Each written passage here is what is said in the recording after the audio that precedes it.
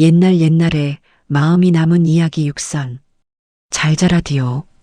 오늘도 수고 많았어요. 푹 쉬어요. 첫 번째 이야기 돌을 품은 소년. 파트 1. 돌을 품은 이유 시작과 인내. 옛날 높은 산과 맑은 강이 흐르는 조용한 마을이 있었답니다. 그 마을에는 준서라는 소년이 살고 있었지요. 준서는 다른 아이들처럼 장난을 치거나 놀기보다 늘 강가에서 돌멩이를 주워 손바닥 위에 올려놓곤 했답니다. 이 돌은 왜 이렇게 따뜻하지? 준서는 고개를 갸웃했지요. 그날따라 강물은 유난히 맑고 잔잔했답니다. 준서는 마음속으로 생각했어요. 이 돌을 품고 다니면 뭔가 이룰 수 있을 것 같아. 그래서 가슴 주머니에 쏙 넣고 집으로 돌아왔지요. 그때부터 준서는 어디를 가든 그 돌을 꼭 품고 다녔답니다. 며칠이 지나자 마을 사람들이 이상하게 생각했어요. 준서야, 그게 뭐냐? 돌이에요. 제가 강가에서 주웠어요. 그걸 품고 다닌다고? 그게 뭐 대단하다고? 사람들은 킥킥 웃으며 지나갔지만 준서는 아무 말도 하지 않았답니다. 어느 날은 논에서 일하던 아저씨가 장난삼아 말했지요. 그 돌 품고 있으면 벼가 더 잘 자라냐? 아니요. 그냥 버리지 않고 지켜보려고요. 허허, 쓸데없는 짓은 그만두지 그래. 아저씨는 웃으며 고개를 저었지만 준서는 돌을 더 꼭 쥐었답니다.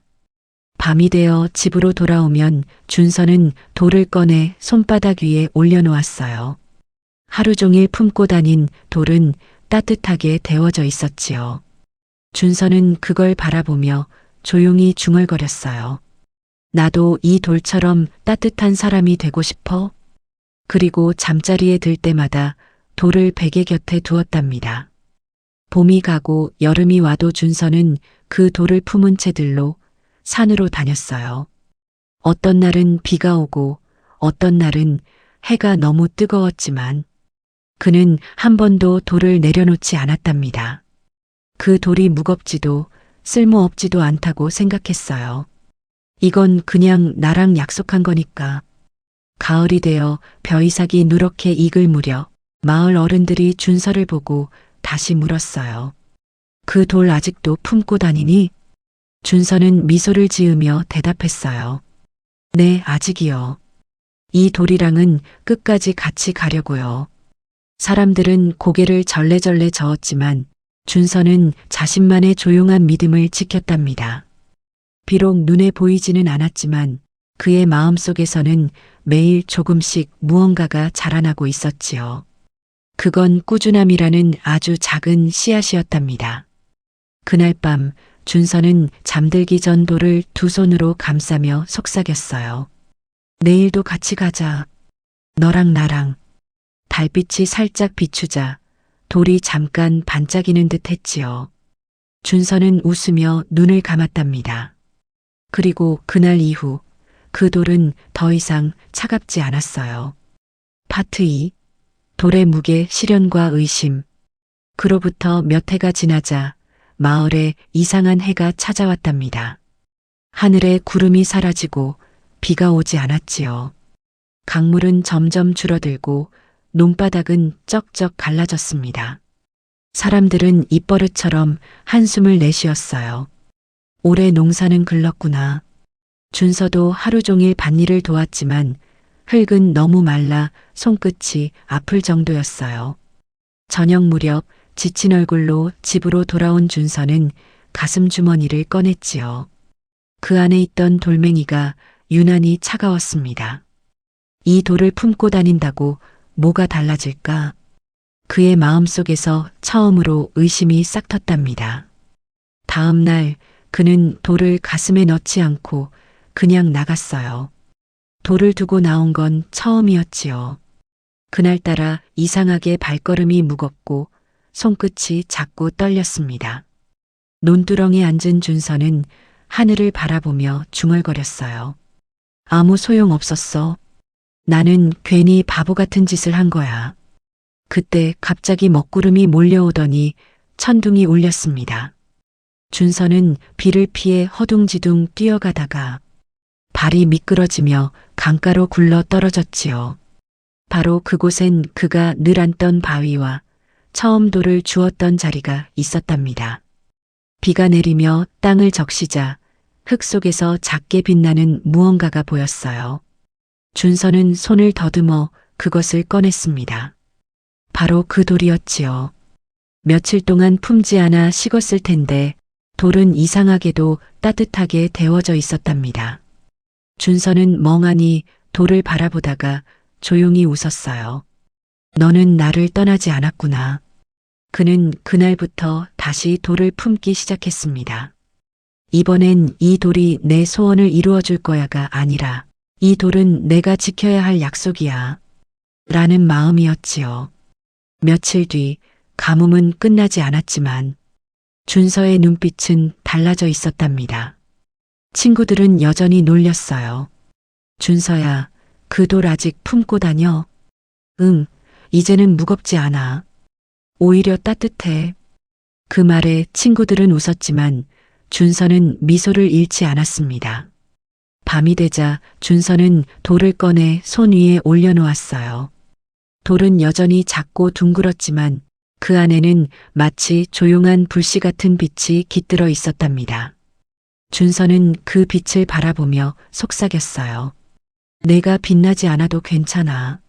나도 너처럼 조용히 견딜게. 그날 밤 강가에 서 있던 버드나무가 바람에 흔들리더니 빗방울 하나가 떨어졌습니다. 아주 작고 조용한 빗물이었지요. 사람들은 잠든 사이였지만 준서는 그 소리를 들었습니다. 아직 늦지 않았어. 그의 눈가에도 작고 투명한 물방울이 흘러내렸답니다. 파트 3. 돌이 빛이 되다 결실과 깨달음. 세월이 흘러 준서는 이제 어른이 되었답니다. 소년이던 얼굴엔 햇볕에 그을린 자국이 남았고 두 손은 굳은 살로 가득했지요. 그는 마을의 작은 도공이 되어 하루 종일 흙을 빚고 불을 다루는 일을 했답니다. 준서는 매일 새벽 가마에 불을 지피기 전 가슴 주머니에 손을 넣어 돌을 꺼냈습니다. 그 돌은 여전히 작고 둥그렇지만 몇 년 동안 품었던 덕분에 은은한 광택이 돌았지요. 그는 돌을 바라보며 조용히 중얼거렸습니다. 오늘도 같이 가자. 마을 사람들은 여전히 그를 이상하게 여겼어요. 저 도공은 돌 하나를 신처럼 모신다지. 그래도 이상하게 그가 만든 그릇은 참 따뜻하대. 사람들은 수군거렸지만 준서는 그저 묵묵히 손끝으로 흙을 다듬었답니다. 어느 날 밤 큰 바람이 불어 가마의 불길이 흔들렸습니다. 준서는 다급히 불을 지피며 가슴에 품은 돌을 떨어뜨리고 말았지요. 돌은 불 속으로 굴러들어가 붉은 불길 속에서 사라졌답니다. 준서는 망연자실했어요. 이제 정말 끝이구나. 그는 무릎을 꿇고 불길 앞에서 오래도록 고개를 숙였답니다. 하지만 이상하게도 가마 안에서는 타는 냄새가 나지 않았어요. 대신 은은한 빛이 새어나오고 있었지요. 그가 천천히 뚜껑을 열자 가마 속에는 눈부신 돌 하나가 놓여 있었습니다. 그건 더 이상 평범한 돌이 아니었어요. 마치 맑은 옥처럼 빛나고 있었지요. 준서는 눈을 크게 뜨며 손을 떨었습니다. 이건 너구나. 그는 그 돌을 꺼내 조심스레 두 손에 올려놓았습니다. 돌 속에는 마치 따뜻한 숨결이 살아있었지요. 준서는 눈을 감고 속삭였습니다. 이제야 알겠어. 빛난 건 돌이 아니라 내 마음이었구나. 그날 이후 준서는 그 돌로 아주 작은 반지를 만들었답니다. 그리고 병약했던 어머니의 손가락에 끼워드렸지요. 반지는 보석처럼 반짝이지 않았어요. 하지만 어머니는 손끝을 쓰다듬으며 미소 지었답니다. 참 따뜻하구나. 꼭 내 마음 같네. 그 뒤로 사람들은 종종 이런 말을 했습니다. 준서의 가마불은 다른 사람보다 부드럽게 빛난다더라. 그의 그릇은 늘 온기가 느껴졌고 그가 만든 찻잔에 물을 따르면 김이 올라오며 맑은 무늬가 피어났답니다. 준서는 그럴 때마다 하늘을 보며 중얼거렸어요. 너는 여전히 내 곁에 있구나. 그의 주머니 안에는 더 이상 돌이 없었지만 그 마음만은 언제나 가슴속에 있었다지요. 그렇게 세월이 흘러 준서는 마을의 아이들에게 종종 이런 말을 해주곤 했답니다. 아무리 무겁고 쓸모없어 보여도 끝까지 품으면 그건 보물이 된단다. 아이들은 고개를 끄덕이며 돌멩이를 하나씩 주어 가슴에 품었답니다. 그 후로 마을의 강가에는 조용히 반짝이는 돌들이 늘어났어요. 그건 햇빛 때문만은 아니었답니다. 누군가의 마음이 돌 속에서 여전히 따뜻하게 빛나고 있었기 때문이지요. 두 번째 이야기 물항아리의 구멍. 파트 1. 금이 간 항아리 시작과 열등감. 옛날 높은 산 아래 조용한 마을이 있었답니다. 그 마을엔 매일 새벽마다 물을 길어오는 할머니 한 분이 살고 있었지요. 할머니는 두 개의 항아리를 지게에 얹고 멀리 산길을 따라 천천히 오르내렸답니다. 한 항아리는 멀쩡하고 반질반질했지만 다른 한쪽은 옆구리에 작은 금이 하나 가 있었어요. 그 금 때문에 물을 가득 담아도 절반쯤 가면 찔끔찔끔 물이 새어나가 버렸답니다. 매번 마을로 돌아오면 금간 항아리는 반쯤 비어 있었지요. 멀쩡한 항아리는 으쓱거리며 말했어요. 난 오늘도 물 한 방울 안 흘렸지. 금간 항아리는 고개를 숙였어요. 나는 또 절반밖에 못 채웠구나. 며칠이 지나도 금간 항아리의 마음은 무거웠습니다. 할머니가 지게를 메고 산길을 오를 때마다 항아리는 조용히 속삭였지요. 나는 쓸모없어요. 나 때문에 할머니가 고생만 하세요.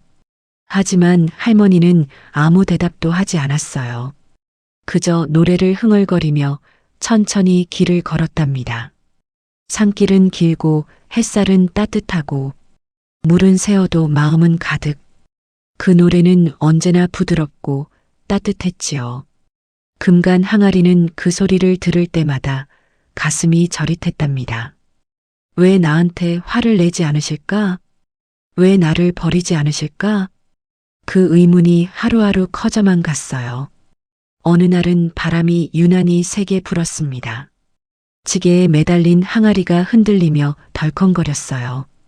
그때 금간 항아리의 입에서 작게 탄식이 새어나왔답니다. 아, 이젠 정말 깨져버리겠구나. 하지만 할머니는 지게를 꽉 붙잡고 조용히 웃으며 말했어요. 괜찮다, 괜찮아. 너는 아직 쓸모가 많단다. 그 말이 이상하게 마음에 남았어요. 쓸모가 많다니 나는 물도 제대로 못 담는데? 그날 밤 금간 항아리는 잠이 오지 않았답니다. 내일은 꼭 물을 흘리지 말아야지. 하지만 아무리 결심해도 작은 금은 막을 수 없었지요. 다음 날 할머니는 또 새벽길을 올랐습니다. 햇살이 산 위로 고개를 내밀 때 항아리의 틈으로 반짝이는 물방울이 또르르 흘러나왔지요. 그 물은 햇빛을 받아 반짝이며 길가의 흙을 살짝 적셨습니다. 그때는 아무도 몰랐어요. 그 작고 투명한 물방울들이 얼마나 큰 이야기를 키우고 있었는지 말이에요.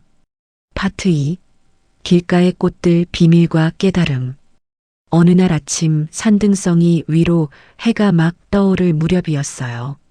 할머니는 여느 날처럼 지게를 메고 물을 길러갔답니다.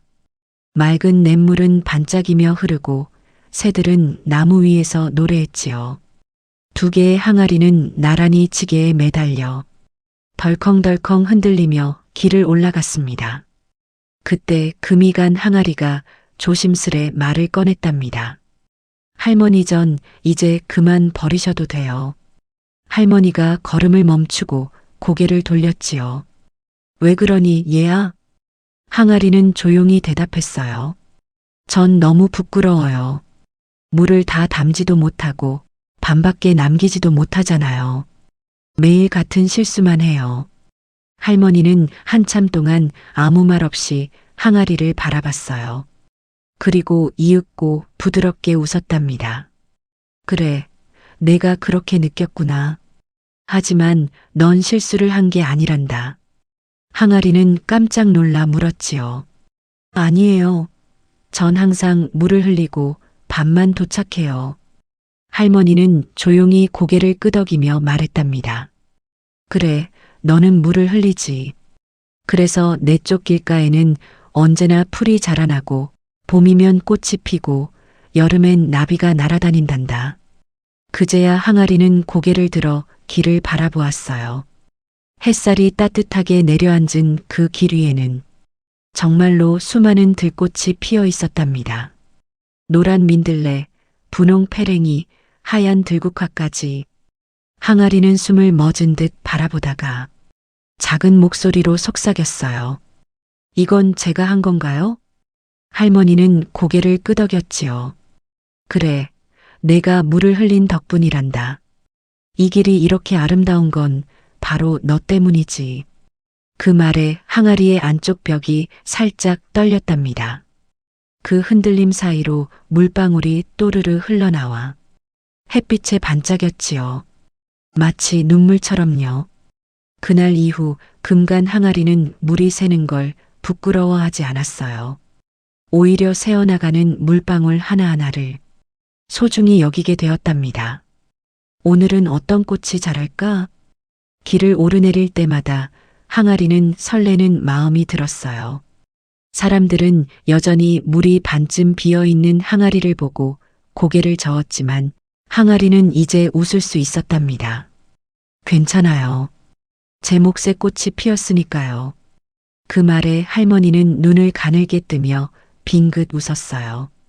그 미소엔 따뜻한 햇살보다 깊은 온기가 담겨 있었지요. 그날 저녁 바람이 살짝 불어 꽃잎이 흔들렸답니다. 그 사이로 반짝이는 빛이 흘렀지요. 그건 금간 항아리의 틈에서 새어나오는 마지막 한 방울이었어요. 하지만 이번엔 그 물이 땅을 적시기 전에 항아리의 마음이 먼저 따뜻하게 젖었답니다. 파트 3. 금의 노래 치유와 감사. 세월이 흐르고 계절이 여러 번 바뀌었답니다. 봄마다 그 길엔 들꽃이 피었고 여름엔 나비가 날아들었지요. 가을엔 낙엽이 그 길을 덮고 겨울엔 하얀 눈이 꽃잎처럼 쌓였답니다. 그 길은 사람들에게 항아리 길이라 불렸어요. 누구나 그 길을 걸으면 마음이 편안해진다 했지요.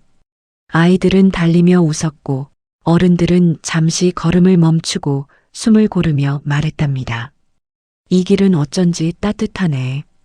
이제 할머니는 머리가 하얗게 변했어요. 걸음도 느려졌지만 여전히 매일 아침 지게를 졌답니다. 그리고 2개의 항아리를 나란히 메고 산길을 오르내렸지요. 금간 항아리는 여전히 물을 조금씩 흘렸지만 그 물줄기는 예전보다 더 부드럽고 반짝였답니다. 어느 날 마을의 젊은이가 물었어요. 할머니, 그 금간 항아리는 왜 아직도 쓰세요? 할머니는 천천히 미소 지으며 대답했지요. 이 아이가 없었다면 이 길은 여전히 황토색 뿐이었을 거야. 이 아이가 물을 나누어줘서 꽃이 피었단다. 젊은이는 놀란 눈으로 길을 바라보았어요. 정말로 길가에는 온갖 색의 꽃들이 피어 있었지요. 바람에 꽃잎이 흩날리며 햇살에 반짝이는 모습이 마치 살아있는 듯 했답니다. 그날 밤 달빛이 고요히 내려앉았어요. 할머니는 집 마당에 항아리들을 세워두고 그 옆에 앉아 손으로 살며시 금간 부분을 어루만졌답니다. 이제 보니 내 금이 참 예쁘구나. 그 말에 항아리 안쪽에서 조용히 물방울이 흘렀어요. 또르르 또르르. 마치 노래하는 것처럼요. 그 소리를 들은 할머니는 미소 지었어요. 그래, 이제야 내가 내 목소리를 찾았구나. 그리고 천천히 눈을 감았지요. 그날 밤 항아리는 아주 잔잔한 노래를 불렀답니다. 나는 새지만 그 새는 꽃을 피웠어요.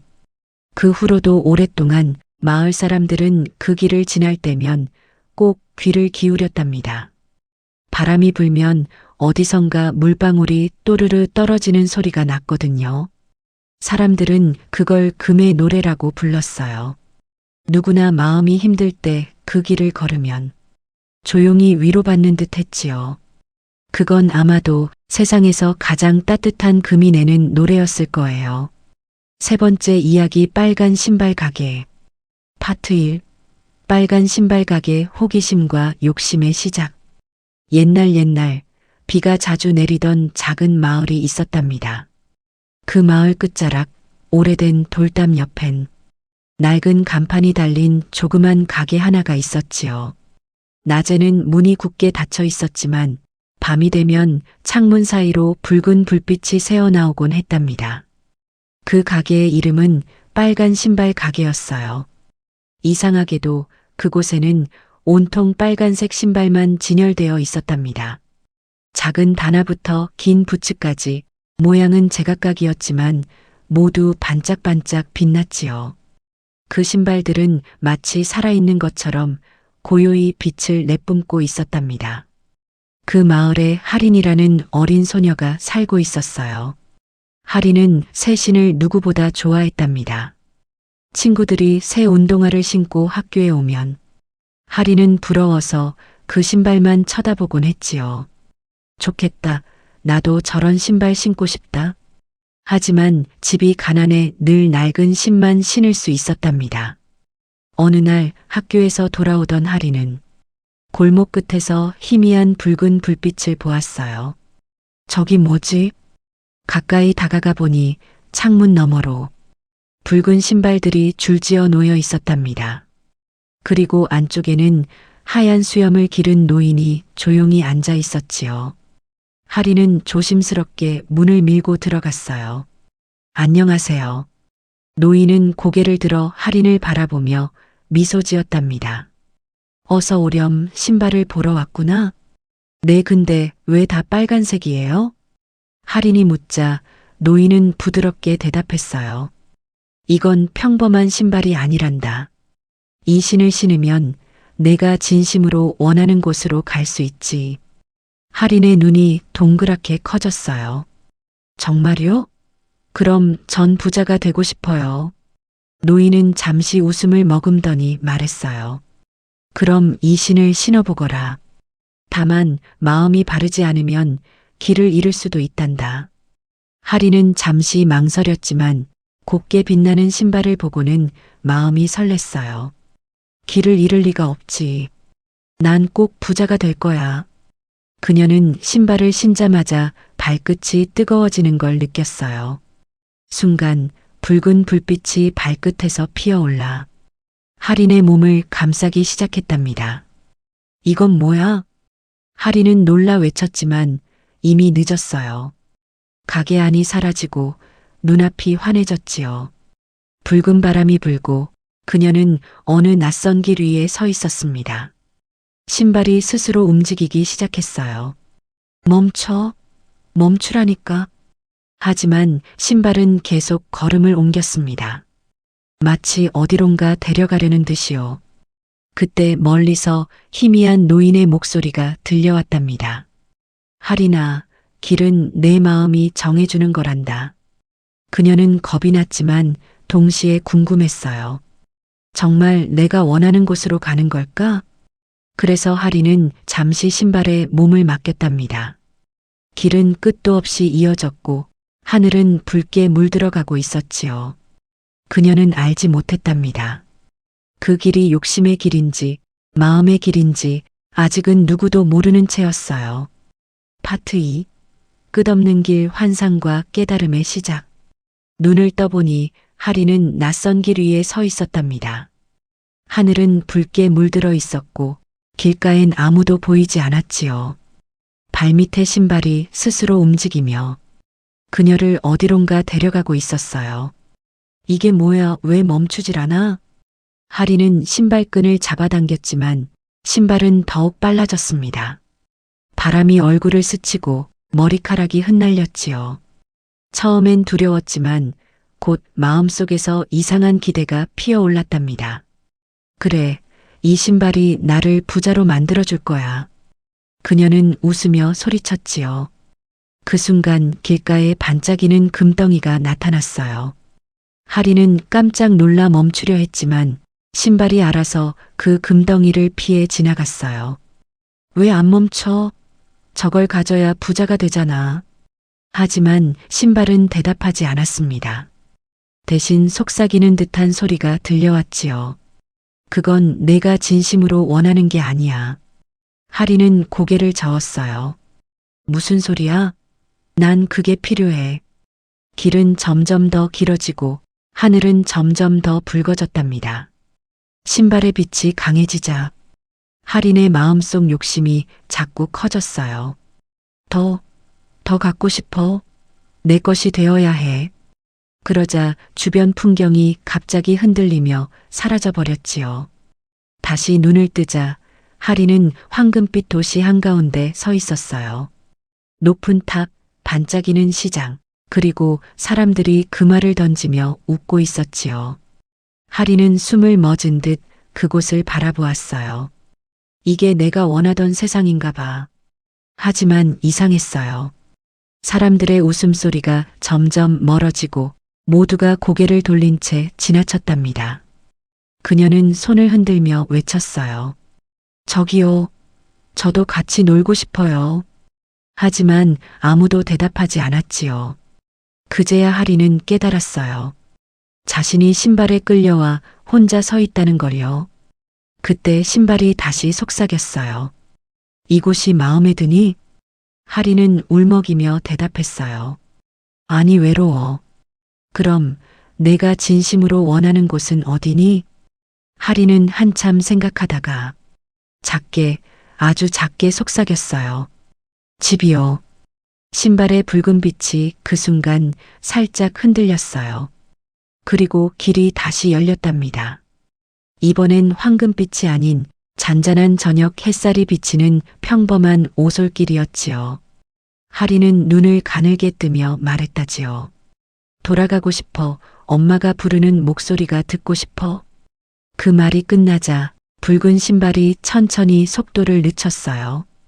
하린의 발끝에서 따뜻한 기운이 퍼졌지요. 그녀는 숨을 고르며 주변을 둘러보았어요.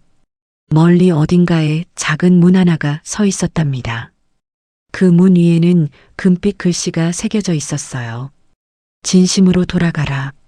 하리는 떨리는 손으로 문고리를 잡았어요. 신발의 빛이 부드럽게 흔들리고 있었지요. 정말 돌아갈 수 있을까? 그녀는 눈을 감고 문을 열었답니다. 순간 붉은 빛이 사라지고 새벽의 바람이 그녀를 감쌌지요. 파트 3. 돌아온 길 마음의 귀환과 교훈. 문을 연 순간 하리는 눈이 부시도록 밝은 빛 속에 서 있었어요. 잠시 후 빛이 사라지자 낯익은 풍경이 눈앞에 펼쳐졌지요. 그곳은 바로 처음 신발을 신었던 빨간 신발 가게였답니다. 가게 안은 조용했고 창문 밖에는 이른 새벽 햇살이 비쳐들고 있었어요. 하리는 숨을 몰아쉬며 주변을 둘러보았어요. 여기 어떻게 된 거지? 그때 어디선가 조용한 목소리가 들려왔습니다. 돌아왔구나. 빨간 신발 가게의 주인 노인이 언제 그랬냐는 듯 미소를 지으며 앉아 있었지요. 그 길은 어땠니? 노인의 물음에 하리는 고개를 숙였어요. 무서웠어요. 그리고 외로웠어요. 욕심은 늘 그런 법이지. 노인은 천천히 일어나 하린의 발끝에 시선을 내렸답니다. 붉은 신발은 여전히 그녀의 발에 있었지만 빛은 이미 사라져 있었어요. 가까이서 보니 신발의 끝자락이 닳고 찢어져 있었지요. 이 신은 내 마음보다 먼저 달렸단다. 하리는 고개를 끄덕이며 눈가를 훔쳤어요. 그럼 이 신은 이제 쓸모없나요? 그녀가 물었을 때 노인은 고개를 저으며 말했다지요. 아니, 아이야. 이건 내가 걸어온 마음의 흔적이란다. 내가 진심으로 돌아가고 싶다고 말하던 순간 신발도 함께 멈췄지. 하리는 신발을 벗어 두 손으로 꼭 끌어안았어요. 그리고 작은 목소리로 중얼거렸지요. 미안해, 내가 널 너무 욕심내게 했어. 그 순간 신발의 낡은 가죽 틈에서 아주 희미한 붉은 빛이 다시 번졌답니다. 노인은 천천히 창가로 다가가며 말했어요. 신발은 길을 알려주는 게 아니란다. 다만 마음이 어디로 향하는지를 비춰줄 뿐이지. 그 말에 하리는 조용히 고개를 끄덕였어요. 이제야 깨달았거든요. 부자가 되고 싶다는 말 뒤에 숨은 사랑받고 싶다는 마음을요. 그녀는 가게 문을 열고 밖으로 나왔어요. 새벽 공기가 차가웠지만 발바닥이 이상하게 따뜻했지요. 엄마. 하리는 집 쪽을 향해 달렸답니다. 맨발로 뛰는 길이었지만 발밑에 흙이 포근하게 느껴졌어요. 바람이 불고 멀리서 닭이 울었지요. 집 앞에 다다른 하리는 문을 벌컥 열며 외쳤어요. 엄마, 나왔어요. 깜짝 놀란 엄마가 달려와 그녀를 꼭 안아주었답니다. 어디 갔었니, 하리나? 하리는 엄마 품에서 울음을 터뜨렸어요. 그냥 너무 멀리 돌아갔어요. 엄마는 그 말의 뜻을 몰랐지만 등을 토닥이며 웃었지요. 괜찮아. 이제 집에 왔잖아. 그날 밤 하리는 자신의 낡은 신발을 창가에 올려두었어요. 달빛이 조용히 비추는 사이 신발의 끝에서 아주 희미한 붉은 빛이 번졌지요. 그건 마치 잘 돌아왔어 하고 말하는 듯 했답니다. 그리고 그날 이후로 하리는 신발을 볼 때마다 다짐했어요.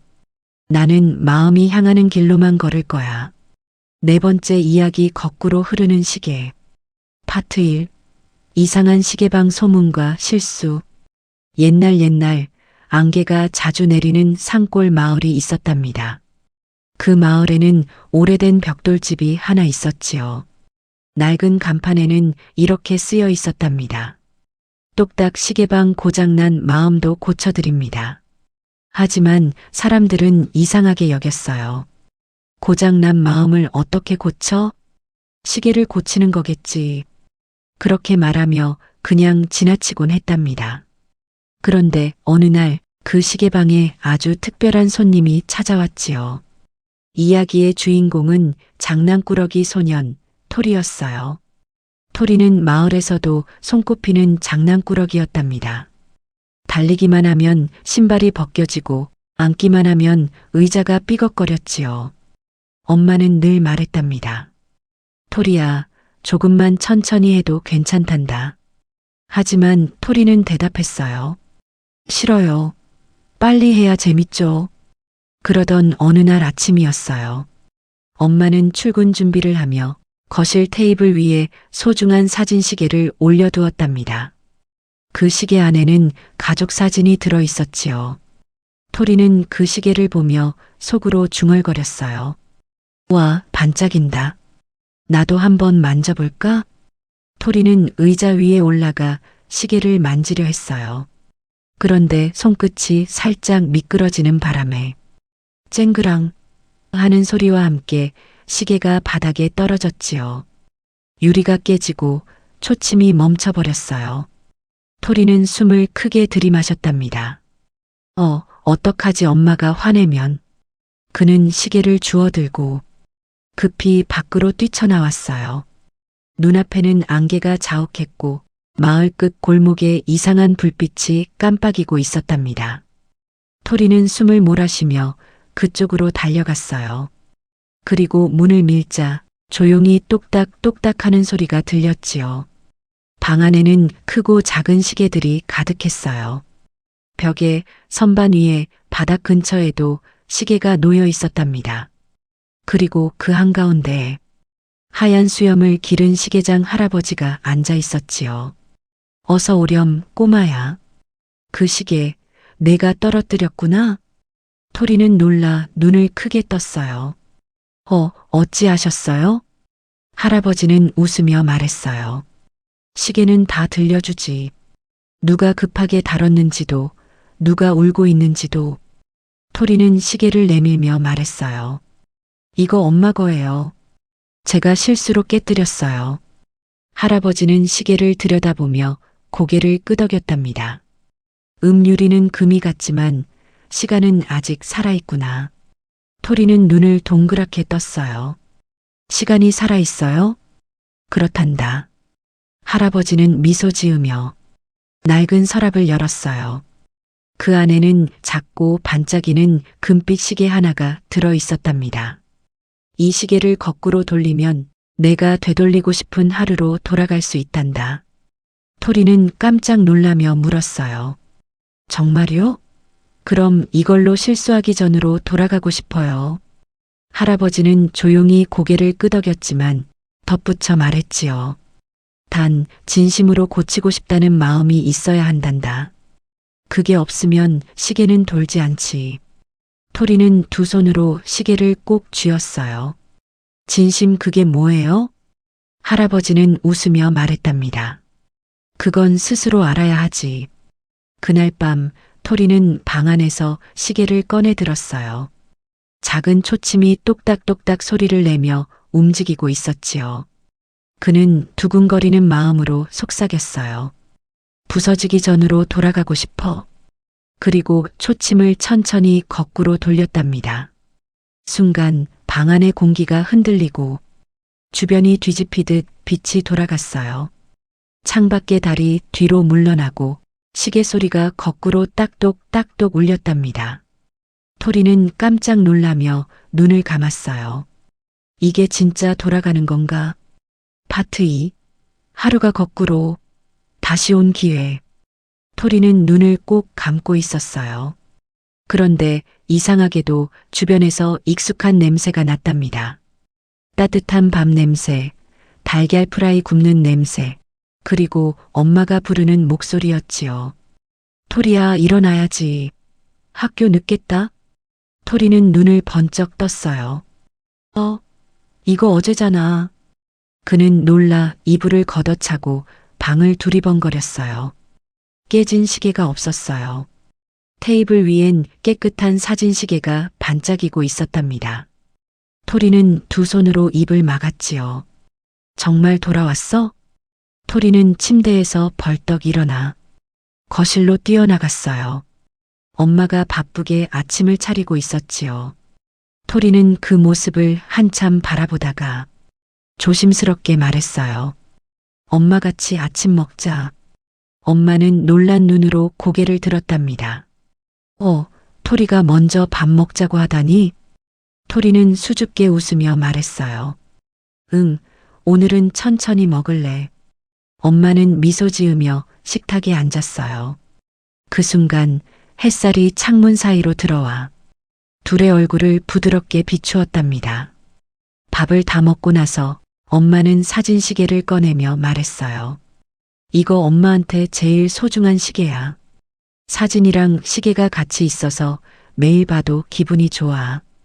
토리는 시계를 바라보다가 조심스럽게 손을 내밀었어요. 엄마, 내가 닦아줄게요. 엄마는 놀랐지만 미소를 지었답니다. 그럼 부탁할게, 토리야. 토리는 이번엔 정말 천천히 시계를 닦았어요. 천조각으로 살살, 아주 조심스럽게요. 손끝이 떨렸지만 마음은 따뜻했지요. 그런데 순간 테이블 모서리에 시계가 살짝 걸려 흔들렸어요. 토리는 재빨리 손을 뻗어 시계를 붙잡았지요. 다행히 시계는 떨어지지 않았어요. 토리는 가슴이 쿵쾅쿵쾅 뛰었어요. 휴, 이번엔 안 부서졌어. 그는 시계를 꼭 품에 안으며 말했답니다. 다시는 서두르지 않을래. 엄마가 웃으며 다가와 토리의 머리를 쓰다듬었어요. 그래, 우리 토리. 실수해도 괜찮아. 다음엔 조심하려는 그 마음이 더 예쁜 거야. 토리는 엄마 품에서 고개를 끄덕였어요. 응, 엄마. 나 이제 빨리 안 할래. 그 말에 엄마는 조용히 웃었지요. 그때 토리의 손목 시계가 딸깍하고 울렸어요. 짧은 소리였지만 이상하게 따뜻했답니다. 토리는 시계를 바라보다가 작게 중얼거렸어요. 고마워, 진짜 다시 기회를 줬구나. 창밖에 햇살이 반짝이며 시계 위에 내려앉았어요. 그 빛 속에서 초침이 부드럽게 돌아가고 있었지요. 똑딱, 똑딱. 그건 마치 새로 시작되는 하루의 노래 같았답니다. 파트 3. 시계가 다시 도는 날 마음의 성장. 하루가 조용히 지나고 해가 산 너머로 넘어갈 때쯤이었어요. 토리는 마당에 앉아 하늘을 바라보고 있었지요. 손목 위에 작은 시계가 여전히 똑딱, 똑딱 소리를 내며 조용히 움직이고 있었답니다. 그 소리를 듣고 있자니 마음이 편안해졌어요. 예전엔 시계 소리 들릴 틈도 없었는데 토리는 작게 중얼거렸어요. 이젠 이 소리가 좋아. 엄마는 창가에서 그 모습을 보고 웃었답니다. 토리야, 이제 그 시계랑 친구가 됐니? 토리는 고개를 끄덕였어요. 응, 이 시계는 내가 진심으로 바랄 때만 돌아가요. 엄마는 깜짝 놀라며 말했지요. 진심으로 바랄 때? 토리는 고개를 끄덕이며 설명했어요. 급하게 하면 안 돌아가요. 조심하고 고맙다고 생각하면 그때 딱 하고 움직여요. 엄마는 그 말을 듣고 잠시 조용히 웃었어요. 그래, 시계도 마음을 아는구나. 토리는 장난스럽게 대답했답니다. 응, 마음이 급하면 시계가 화나나 봐요. 둘은 함께 웃었지요. 그때 토리의 손목 시계가 짧게 한번 딸깍 소리를 냈어요. 그리고 초침이 잠시 멈추더니 다시 아주 천천히 부드럽게 움직이기 시작했답니다. 엄마 봐요. 이제 천천히 도는 것 같아요. 엄마는 살짝 고개를 끄덕이며 말했지요. 그래야지. 시간도 마음도 천천히 가야 아름다운 거란다. 그날 밤 토리는 자기 전에 시계를 머리맡에 두었어요. 작은 불빛이 시계의 유리에 반사되어 별빛처럼 반짝였지요. 그는 손으로 시계를 꼭 잡고 속삭였답니다. 이제는 시간을 흘려보내지 않을래. 엄마랑 함께 있는 오늘이 제일 좋아. 초침은 마치 대답하듯 작게 똑딱, 똑딱하고 웃었어요. 다음 날 아침 토리가 눈을 뜨자 시계방에 할아버지가 떠올랐어요. 그 시계장 할아버지 진짜 있었던 걸까? 토리는 궁금한 마음에 마을 끝 골목으로 달려갔어요. 하지만 그 자리엔 시계방 대신 꽃이 핀 화단만 남아 있었답니다. 토리는 잠시 멈춰서서 속삭였어요. 할아버지, 고마워요. 그 순간 주머니 속에서 무언가 반짝하고 빛났어요. 꺼내보니 작은 시계 초침 하나가 있었답니다. 토리는 조용히 미소 지으며 그 초침을 손목시계 위에 올려두었지요. 그날 저녁 엄마와 함께 저녁 산책을 나선 토리는 말했어요. 엄마 있잖아요. 시간은 거꾸로 돌릴 수 없대요. 하지만 마음은 언제든 다시 돌릴 수 있대요. 엄마는 웃으며 대답했어요. 그래, 그게 바로 진짜 시계야. 토리는 하늘을 올려다봤어요. 별이 하나 둘 떠오르고 있었지요. 그 별빛 아래에서 초침은 여전히 부드럽게 움직이고 있었어요. 똑딱, 똑딱. 그건 어쩐지 잘했어 하고 칭찬하는 소리 같았답니다. 5번째 이야기 달콤한 거짓말 빵집. 파트 1.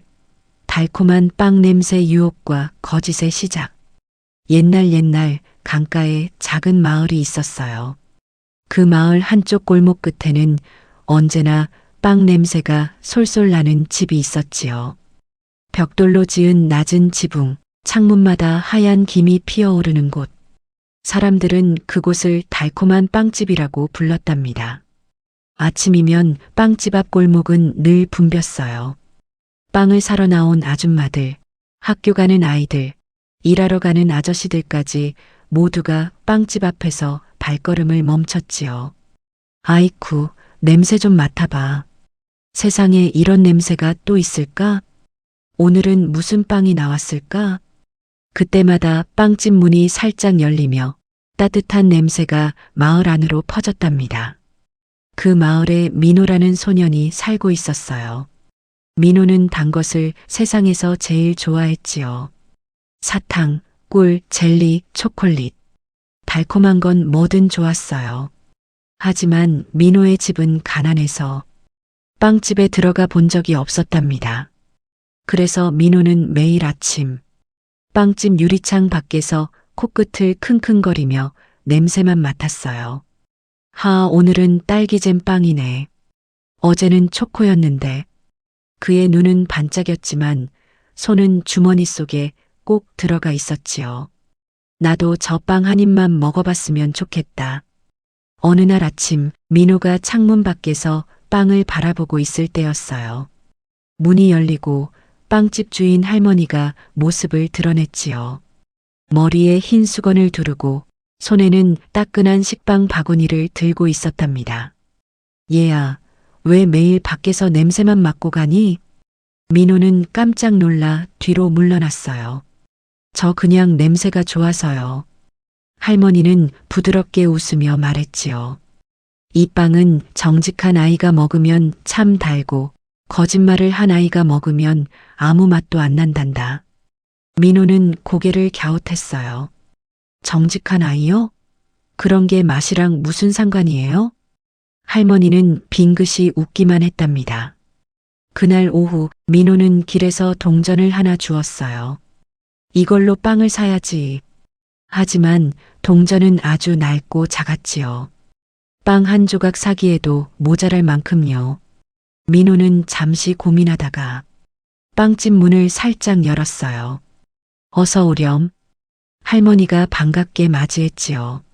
민호는 고개를 푹 숙이고 속삭였어요. 저 빵 한 개 주세요. 할머니는 따뜻한 미소로 고개를 끄덕였어요. 그래, 어떤 걸로 줄까? 민호는 한참 망설이다가 진열대에 놓인 반짝이는 딸기잼빵을 손가락으로 가리켰답니다. 하지만 계산대에 선 순간 민호는 손 안에 동전을 내려다봤어요. 이걸 내면 할머니가 싫어하시겠지. 그 순간 마음 한구석에서 조그만 목소리가 속삭였어요. 그냥 몰래 나가면 아무도 모를 거야. 민호는 조심스럽게 빵을 손에 쥐고 살금살금 문 쪽으로 걸었어요. 그럼 안녕히 계세요. 그 말과 함께 그는 밖으로 달려나갔지요. 길모퉁이로 도망친 민호는 숨을 헐떡이며 빵을 들여다봤어요. 와, 진짜 맛있겠다. 그는 냄새를 맡으며 한 입 크게 베어 물었답니다. 그런데 왜 아무 맛이 안 나지? 빵은 따뜻했지만 혀끝에는 아무런 달콤함도 느껴지지 않았어요. 딸기잼도 버터도 설탕도 모두 사라진 듯 했지요. 민호는 멍하니 빵을 바라보다가 조용히 중얼거렸어요. 정직한 아이만 맛을 느낀다. 그게 진짜였구나. 그날 밤 민호는 잠을 이루지 못했어요. 빵의 냄새가 아직 코끝에 남아 있었지만 입안에는 이상한 쓴맛만 맴돌았답니다. 다시는 그렇게 안 할래. 하지만 그 말이 입술 끝에서 맴돌 뿐 마음속 어딘가에는 여전히 작고 쓰라린 구멍이 남아 있었지요. 파트 2. 맛을 잃은 아이 깨달음의 여정. 그날 이후 민호는 이상했어요. 아침밥을 먹을 때도 점심에 과자를 먹을 때도 아무 맛이 느껴지지 않았답니다.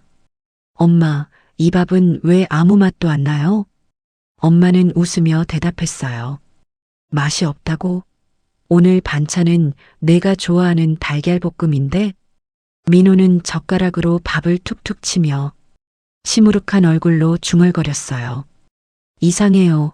꿀도 사탕도 다 아무 맛이 안 나요. 엄마는 걱정스러운 얼굴로 민호의 이마를 짚었지요. 열도 없는데 왜 그럴까? 민호는 밥을 다 먹지 못하고 방으로 들어갔어요. 그는 손목을 감싼 붉은 줄무늬를 가만히 바라봤어요. 그건 빵집에서 빵을 들고 뛰어나올 때 생긴 자국이었지요. 내가 거짓말을 해서 그런 걸까? 민호는 손으로 얼굴을 감쌌어요. 그리고 다시 한번 그날의 일을 떠올렸답니다. 그때마다 마음속이 찌릿찌릿 아팠어요. 빵은 분명 따뜻했는데 그 따뜻함이 입안에서는 사라지고 말았지요. 달콤한 빵이 이렇게 슬플 줄이야. 다음 날 아침 민호는 용기를 내어 다시 빵집으로 갔어요. 문을 열자마자 향긋한 냄새가 코끝을 간지렸지요. 하지만 이상하게도 그 냄새도 금세 사라져 버렸어요. 마치 코까지 맛을 잃은 것 같았답니다. 할머니, 민호는 조용히 말했어요. 저 그때 빵값을 안 내고 나왔어요. 할머니는 아무 말 없이 오븐 앞에서 반죽을 돌리던 손을 멈췄어요.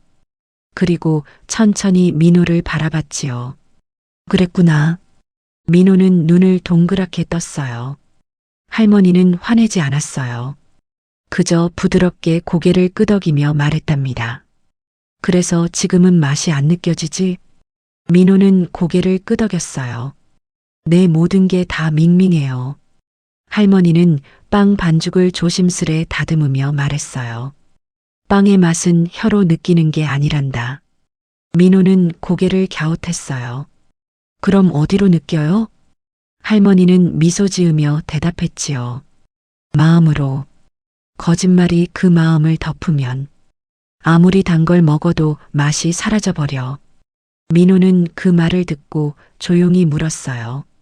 그럼 어떻게 해야 맛이 돌아와요? 할머니는 오븐의 불을 살짝 높이며 말했어요. 거짓말을 구워서 없애야지. 진심으로 반죽을 하다 보면 달콤한 냄새가 다시 돌아올 거야. 그날부터 민호는 방과 후마다 빵집에 들렀어요. 밀가루 반죽을 하고 버터를 바르고 설탕을 뿌리며 할머니의 일을 도왔지요. 이렇게 하면 돼요? 그래, 하지만 너무 서두르면 빵이 숨을 못 쉬지. 민호는 하루하루 배우면서 조금씩 마음이 편안해졌어요. 비록 여전히 맛은 느껴지지 않았지만 이상하게도 빵 냄새를 맡으면 마음이 따뜻해졌답니다. 내가 이걸 만들었구나. 그 생각만으로도 가슴이 부풀었지요. 그리고 어느 날 민호가 반죽을 하다 손에 밀가루를 잔뜩 묻히자 할머니가 웃으며 말했어요. 이제 내 손이 빵 냄새를 닮아가네. 민호는 그 말에 고개를 들어 물었어요. 그럼 곧 맛도 돌아올까요? 할머니는 고개를 끄덕이며 대답했어요. 그건 마음이 완전히 부풀 때 달콤한 향기로 알려줄 거란다. 민호는 그날부터 빵 반죽을 할 때마다 속으로 중얼거렸어요. 거짓말아, 이제 그만 구워져라. 파트 3. 달콤한 진심의 냄새 용서와 성장. 며칠이 지나고 민호는 빵집 일을 제법 익숙하게 하게 되었어요. 이젠 반죽도 곱게 치고 빵 모양도 제법 예쁘게 만들 수 있었지요. 하지만 여전히 입안에서는 아무 맛이 느껴지지 않았어요. 왜 아직도 아무 맛이 안 날까? 민호는 속상한 얼굴로 중얼거렸어요. 할머니는 웃으며 손을 털고 말했답니다. 빵이 다 구워질 때까지는 향만 맡는 거야. 진짜 맛은 마지막에 오는 법이지. 그날은 마을에 축제가 열리는 날이었어요. 사람들은 즐겁게 노래하고 춤추며 길거리를 가득 메웠지요. 빵집 앞에도 줄이 길게 늘어섰어요. 오늘은 민호가 굽는 날이란다. 할머니의 말에 사람들은 깜짝 놀랐어요. 민호가요? 민호는 얼굴이 빨갛게 달아올랐어요. 걱정 말거라. 할머니가 말했지요. 오늘은 내 마음이 오븐을 지켜줄 거야. 민호는 두 손으로 조심스럽게 반죽을 다듬었어요. 밀가루가 손가락 끝에 달라붙고 버터가 부드럽게 녹아내렸지요. 그는 조용히 속삭였어요. 거짓말아, 이제 정말 안녕. 오븐의 문이 닫히자 지글지글 소리가 들리기 시작했어요. 그리고 잠시 후 가게 안에 달콤하고 따뜻한 냄새가 퍼졌답니다. 할머니, 냄새가 달라요. 민호는 놀라서 소리쳤어요. 할머니는 고개를 끄덕였지요. 그래, 그건 내 마음의 냄새란다. 빵이 다 구워졌을 때 민호는 떨리는 손으로 그중 하나를 꺼냈어요. 바삭한 껍질 아래에서 김이 모락모락 피어올랐지요. 그는 조심스레 한 입 베어 물었어요. 그리고 눈이 동그래졌어요. 달아요. 진짜로 달아요. 민호의 눈에는 눈물이 그렁그렁 맺혔어요. 그 맛은 설탕이나 잼이 아니라 가슴속에서 번지는 따뜻한 단맛이었지요. 할머니는 빙그레 웃으며 말했답니다. 봐라, 거짓말은 금방 타버리고 진심은 오래 남는단다. 그날 이후 민호는 하루도 빠짐없이 빵집을 도왔어요. 사람들은 이제 거짓말쟁이 민호 대신 정직한 빵집 아이라고 불렀지요. 민호가 만든 빵은 누가 먹어도 기분이 좋아지는 신기한 맛이 났답니다. 시간이 흘러 민호가 어른이 되었을 때 그는 자신만의 작은 빵집을 열었어요. 간판에는 이런 이름이 걸려 있었지요. 달콤한 진심 빵집. 민호는 매일 새벽 오븐 앞에 서서 살짝 웃으며 말하곤 했어요. 오늘도 내 마음이 잘 부풀었으면 좋겠다. 그리고 빵이 익어가는 냄새가 골목을 가득 채울 때면 그는 늘 할머니의 말을 떠올렸답니다. 빵의 맛은 혀가 아니라 그걸 만든 마음에서 나는 거란다. 창문 너머로 햇살이 부드럽게 들어오고 각 구운 빵들이 줄지어 놓였지요. 그 향기는 오늘도 마을을 깨우며 사람들의 마음을 달콤하게 감싸주었답니다. 6번째 이야기 유리병 속의 소원. 파트 1. 파도에 떠온 병 발견과 욕심의 시작. 옛날 바닷바람이 늘 부는 작은 마을이 있었어요. 그 마을엔 파란 지붕의 집들이 다닥다닥 붙어 있었고 아이들은 늘 해변가에서 조개 껍질을 주우며 놀았답니다. 그 중에서도 가장 호기심 많은 아이가 있었지요. 이름은 진우였어요. 진우는 바다를 누구보다 좋아했어요. 파도가 밀려왔다 밀려가는 걸 지켜보는 게 재미있었지요. 어느 날 모래사장을 걷던 진우는 바닷물이 반짝이는 곳에서 무언가 번쩍이는 걸 보았어요. 저건 뭐지? 그건 햇빛을 머금은 작은 유리병이었답니다. 투명한 병 안에는 반짝이는 빛이 한 점 들어 있었지요. 진우는 눈을 크게 뜨고 병을 귀에 갖다 댔어요. 그러자 희미한 속삭임이 들렸답니다. 소원을 말해봐. 진우는 깜짝 놀라 병을 떨어뜨릴 뻔했어요. 하지만 금세 입꼬리가 올라갔지요. 소원이라 진짜로 들어주나? 처음엔 장난으로 말해봤어요. 그럼 사탕 한 봉지만 주세요. 순간 병 안의 빛이 반짝하더니 진우의 앞에 알록달록한 사탕 봉지가 툭 떨어졌어요. 우와! 진우는 눈이 휘둥그레졌어요. 진짜야. 진짜 소원을 들어주는 병이야. 그날 이후 진우는 매일같이 바닷가로 나갔어요. 아침에도 점심에도 해질 무렵에도 그는 병을 품에 안고 속삭였답니다. 오늘은 금화 한 입만 주세요. 이번엔 멋진 나무배요. 이젠 새 옷도 주세요. 병은 그의 말이 끝날 때마다 반짝였고 진우의 품은 점점 물건들로 가득 찼지요. 하지만 이상하게도 병 안의 빛은 날마다 조금씩 어두워졌어요. 처음엔 햇살처럼 환하던 빛이 이젠 촛불처럼 흔들리기 시작했지요. 이상하다. 혹시 너무 많이 빌어서 그런가? 진우는 병을 흔들며 물었지만 병은 아무 대답도 하지 않았어요.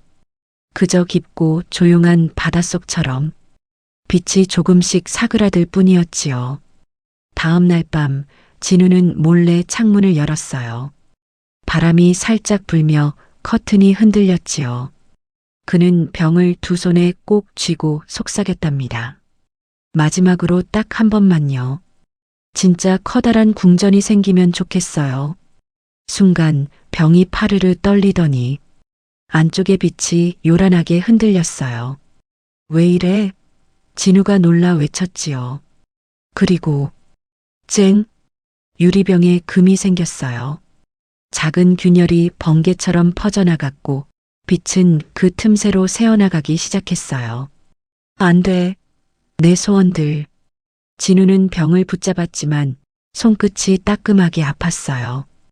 유리병의 조각이 살짝 깨지며 마지막 빛이 그의 손바닥 위로 떨어졌답니다. 그 빛은 조용히 일렁이며 마지막으로 이렇게 속삭였어요. 진심 없는 소원은 오래 머물지 못해. 그리고 그 말과 함께 빛은 완전히 사라졌어요. 진우는 바닷가에 앉아 한참 동안 깨진 병을 바라봤어요. 진심 없는 소원? 그 말이 자꾸만 마음속에서 울렸답니다. 파트 2. 깨진 유리병의 노래, 후회와 깨달음. 다음 날 아침 진우는 눈을 뜨자마자 유리병을 찾아보았어요. 하지만 침대 옆에는 어제 깨진 병 조각만 남아 있었어요. 병 안에 반짝이던 빛도 자신이 얻었던 금화와 장난감들도 모두 사라지고 없었지요. 이게 다 어디 갔지? 진우는 방안을 이리저리 뒤졌지만 아무리 찾아도 아무것도 나오지 않았어요.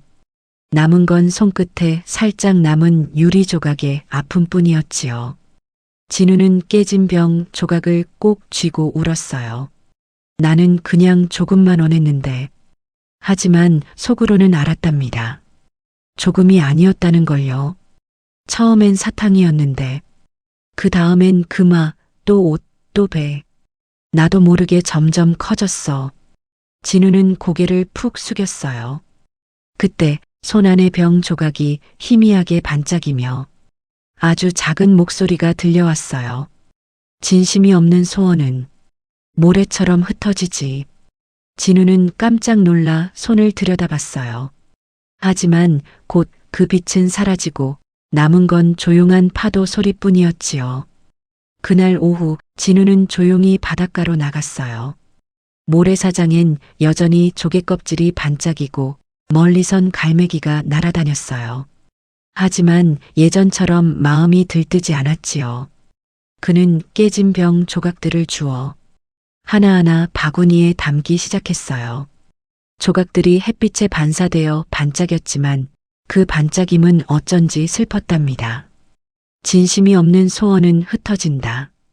그 말이 자꾸 떠올랐어요. 그럼 진심이 있는 소원은 어디로 가는 걸까? 진우는 병 조각을 손에 쥐고 파도 소리를 들으며 한참을 생각했어요. 저녁 무렵 진우의 엄마가 먼 발치에서 부르는 소리가 들렸어요. 진우야, 밥 먹자. 그 목소리를 듣자 진우는 순간 울컥했어요. 얼마 전까지만 해도 엄마의 부름에 귀찮다고 대답했었지요. 그런데 이제는 그 목소리가 세상에서 가장 따뜻하게 느껴졌어요. 진우는 조용히 속삭였답니다. 엄마가 행복했으면 좋겠다. 그 말이 입 밖으로 나오는 순간 손 안의 병 조각이 살짝 반짝였어요. 마치 그 말에 대답하는 듯이요. 그날 밤 진우는 침대 머리맡에 병 조각을 올려두고 잠이 들었어요. 꿈속에서 그는 맑은 파도 위를 걷고 있었어요. 바닷속에서 작은 빛들이 일렁이며 그를 향해 속삭였지요. 다시 한 번만 진심으로 빌어보렴. 진우는 깜짝 놀라 눈을 떴어요. 새벽빛이 희미하게 비치고 있었지요. 그는 재빨리 병 조각을 들고 바다로 달려갔답니다. 제발 한 번만. 진우는 모래사장에 무릎을 꿇고 외쳤어요. 이젠 정말 진심으로 빌게요. 아무것도 안 가져도 돼요. 그냥 한 번만 진짜로, 진심으로요. 파도는 그의 발끝을 적시며 조용히 밀려왔다 밀려갔어요. 그리고 바람 속에서 어디선가 낮고 부드러운 목소리가 들려왔어요. 진심의 소원만이 바다를 건널 수 있단다. 진우는 두 손으로 조각을 꼭 쥐었어요. 그 손 안에서 미세한 따뜻함이 번져나갔답니다. 파트 3. 다시 들려온 목소리 용서와 진심의 소원. 바닷가에 앉은 진우의 무릎 밑으로 파도가 살짝 밀려왔다 밀려갔어요. 그는 여전히 병 조각을 꼭 쥐고 있었지요. 손끝이 아렸지만 그 아픔이 따뜻했어요. 진심의 소원만이 바다를 건널 수 있다. 그 말이 머릿속을 계속 맴돌았답니다. 진우는 눈을 꼭 감고 생각했어요. 내가 진짜 바라는 건 뭐지? 사탕도 금화도 새 옷도 아니었어요.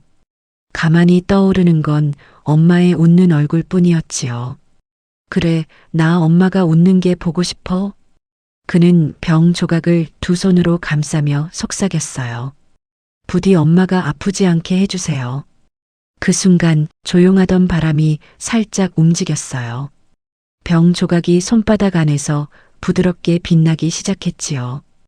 빛은 점점 밝아지더니 파도 위로 스며들었어요. 그리고 아주 잔잔한 목소리가 들렸답니다. 진심의 소원은 바다로 가지 않고 마음에 머무르지. 진우는 눈을 뜨고 놀랐어요. 병 조각이 바람에 실려 파도 속으로 흩어져 사라지고 있었지요. 하지만 이번엔 슬프지 않았어요. 왠지 모르게 가슴이 따뜻해졌어요. 그날 밤 진우는 집으로 돌아와 엄마 옆에서 잠들었어요. 오늘은 이상하게 바람이 따뜻하네. 엄마가 웃으며 말했지요. 응, 바다가 내 소원 들어줬나 봐. 진우는 잠결에 중얼거렸어요. 새벽이 되어 창밖에서 은은한 파도 소리가 들려왔어요. 그리고 희미하게 병 속에서 들리던 목소리가 다시 속삭였답니다. 진심은 잃어버려도 다시 찾아오는 법이지. 진우는 꿈속에서 미소 지었어요. 이젠 더 이상 욕심내지 않아도 그의 마음 안에는 언제나 작은 빛이 남아 있었답니다. 그 후로 진우는 매일 아침 바닷가를 걸었어요. 그는 조개 껍질을 줍고 병 조각 대신 웃음을 모았지요. 그리고 바람이 불 때마다 조용히 인사했어요. 안녕, 유리병아. 고마워. 파도는 부드럽게 대답했답니다. 찰랑. 마치 웃는 소리처럼요.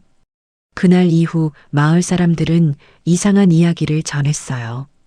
밤마다 바닷가에서 반짝이는 병빛을 봤다더라. 누가 진심으로 속삭이면 파도가 대답한다더라. 사람들은 그 이야기를 믿기도 하고 그저 예시약이라며 웃어넘기기도 했지요. 하지만 진우는 알고 있었어요. 진심은 바다보다 깊고 유리병보다 단단하다는 것을요. 마지막 이야기 눈 내리는 마을의 약속. 파트 1. 눈의 약속 시작과 맹세. 옛날 산과 산 사이에 자리 잡은 작은 마을이 있었어요.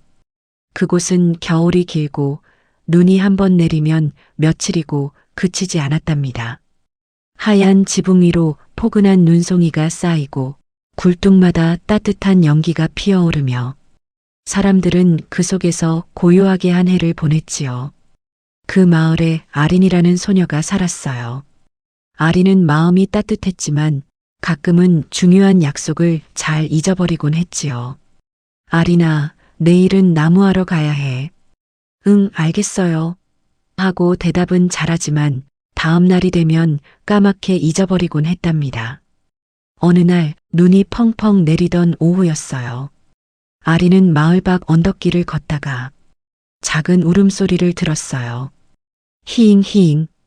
소리를 따라가 보니 눈 속에 조그만 흰 토끼 한 마리가 파묻혀 있었지요. 어머나, 괜찮아? 아린은 손으로 눈을 헤치고 토끼를 품에 안았어요. 토끼의 몸은 차가웠지만 작은 눈동자가 반짝였어요. 추워서 꼼짝도 못했구나. 내가 데려다 줄게. 아린은 품에 꼭 안은 채 집으로 뛰어갔어요. 벽난로 옆에 이불을 펴고 따뜻한 우유를 담은 잔을 가져왔지요. 이걸 마시면 금방 따뜻해질 거야. 그런데 신기하게도 토끼가 고개를 들어 말했어요. 고마워, 아린. 아린은 깜짝 놀라 눈을 동그랗게 떴어요. 너 말할 줄 알아? 토끼는 고개를 끄덕였어요. 응, 눈이 내리는 밤엔 진심이 따뜻한 사람 앞에서만 말할 수 있단다. 아리는 두 손으로 입을 가리며 웃었어요. 그럼 너는 누구야? 나는 눈의 수호자야. 매년 겨울 사람들의 약속을 눈송이에 담아 지켜주는 일을 해. 아리는 신기해서 물었어요. 약속을 눈송이에 담는다고? 토끼는 미소 짓듯 대답했어요.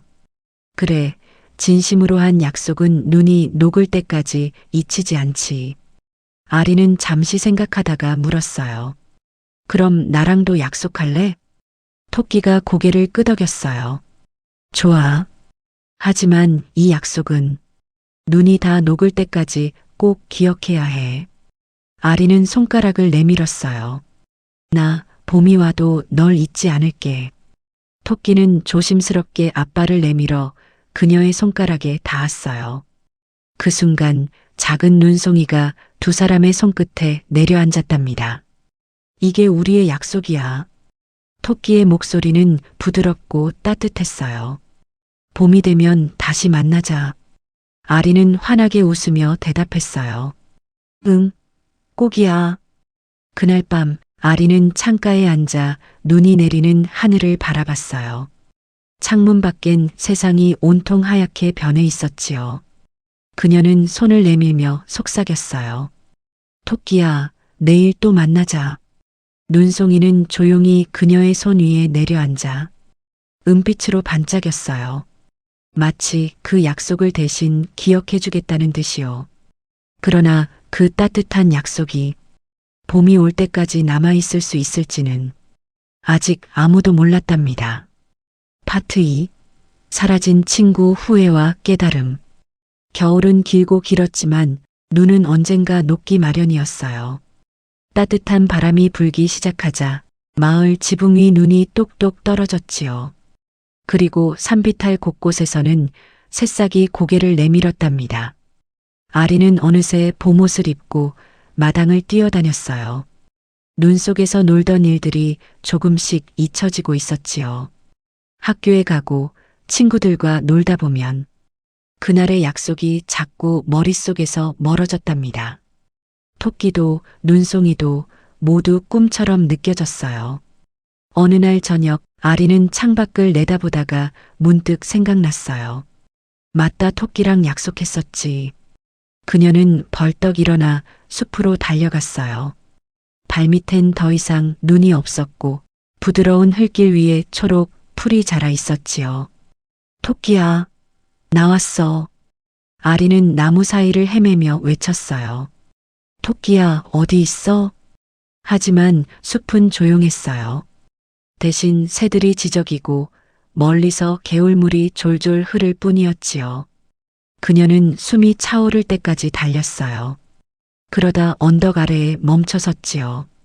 거기엔 작고 초록빛의 새싹이 피어 있었어요. 그 옆에는 하얗고 부드러운 털 한 올이 놓여 있었답니다. 아리는 털을 손에 쥐고 멍하니 서 있었어요. 이건 토끼 털이잖아. 눈가가 뜨거워졌어요. 내가 약속을 잊었어, 내가.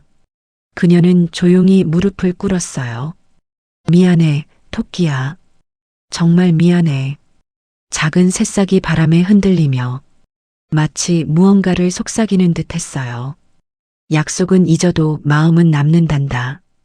아리는 그 자리에서 새싹을 바라보며 다짐했어요. 그래, 이제부터는 내가 널 대신 지켜줄게. 그녀는 새싹 주위에 작은 돌을 모아둔 뒤 매일같이 물을 주었답니다. 비가 오면 나뭇잎으로 덮어주고 바람이 불면 조심스레 손으로 막아주었지요. 사람들은 그 모습을 보고 웃었어요. 아린이는 왜 저기서 나무를 돌보지? 하지만 아린은 말하지 않았어요. 그건 세상에 단 하나뿐인 약속의 자리였으니까요. 시간은 흘러 계절이 몇 번이나 바뀌었어요. 새싹은 점점 자라나 작은 나무가 되었고 아린은 소녀에서 어른이 되었지요. 그리고 그 나무는 여전히 그 자리에 서 있었어요. 눈이 내려도 비가 내려도 언제나 고요히요. 파트 3. 눈이 다시 내릴 때 용서와 따뜻한 결말.